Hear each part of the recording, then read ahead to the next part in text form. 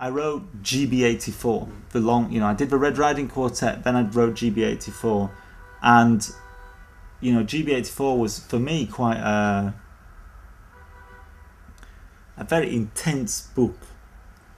The research, the writing, many different characters, there was many different voices, and after it I just thought, I want to write something that's kind of, I wanted to write a kind of like a Ramones, like, hey ho, let's go, 1 2 3 4 boom. Yeah, this kind of quick to write and quick to read. And so I just wrote the Damned United as a kind of, to try to go back to basics, and also a little bit because I had the idea for the Tokyo trilogy, but I was still not quite confident enough to write it, and so this was a kind of, the Damned United was this kind of,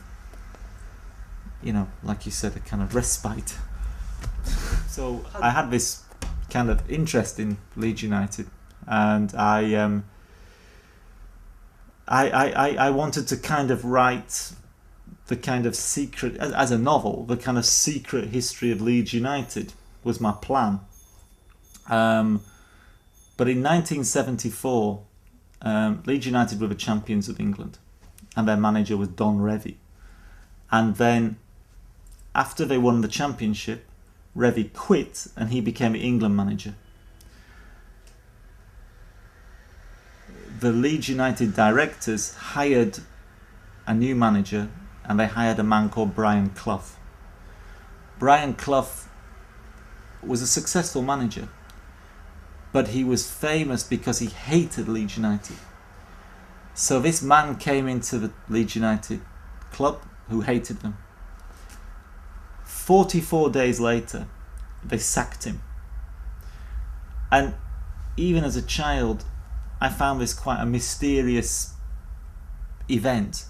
Why did Leeds United hire the man who hates them? Why did the man who hates them join them? And what happened in these 44 days? And why then did they sack him? And this was the kind of, I think every book needs a mystery, or you're just going to stop reading it.